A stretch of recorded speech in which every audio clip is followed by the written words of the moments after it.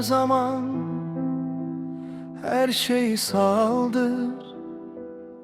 Bəs niye bəzi yaralar nefes aldıkça kanayır?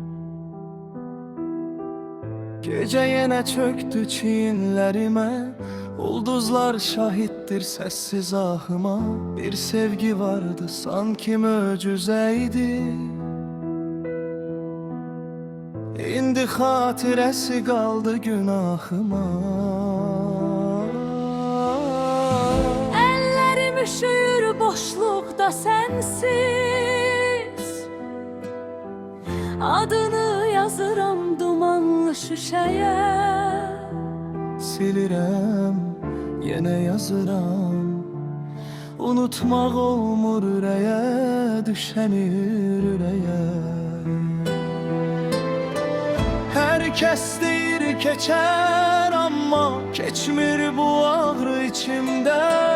Bir yürek sevdi mi tam sever, öler ama dönmez seçtiğin ben geride. Eşksiz dünya nedir akı değeri, seven o aşıkları niye böyle acı verirsen?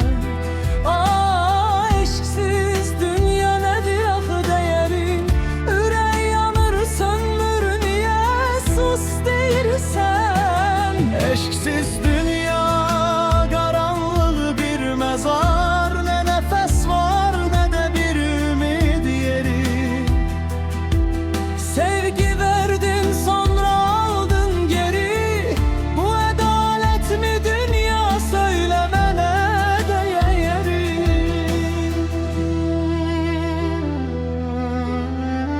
Bir vaxt bakışında cennet taptım, İndi gözlerinde yadlıq görürəm. Sen güldükçe dünya ışık saçardı, İndi kölgəndən belə qorxuram. Sessiz telefon, cevapsız geceler, divar saat yüreğim kimi döyünür. Her saniye sensiz bir ömür kimi, her nefes sinemde kırılıp bölünür. Seven insan niye sınar bu kadar, niye eşk imtihanı ağır yazılar? Axı biz sadece sevdik, niye sonumuz həmişə gözyaşı olar? Kış kimi geldin ömrüme, çiçeği açtırdın kalbimde. Sonra tufan oldun, gefil dağıttın her şeyi bir an içinde. Eğer eşq belədirsə, niye onsuz yaşamak daha beter? Bir tərəfdə sənli ağarır, bir tərəfdə sensiz ölüm gedər. Mən səndə özümü tapmışdım, indi özümü belə itirmişəm. Güzgüyə baxanda yad bir yüz görürəm, sanki içimdən silinmişəm. Bir mahnı çalır haradansa uzakta, sözleri bizden danışır yine. Sen yad bir şehirde gererken, ben dağılırım sessiz sessiz içimde. Sevgi niye ya yarım kalır ya da tam yanıp kül olur?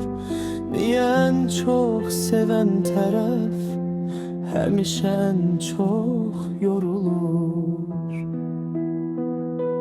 Eşksiz dünya nedir axı değerim, seven o aşıkları niye belə acı verirsen? Eşksiz dünya nedir axı değerin, bu kalbi niye sınağı yerine çevirirsen? Eşksiz dünya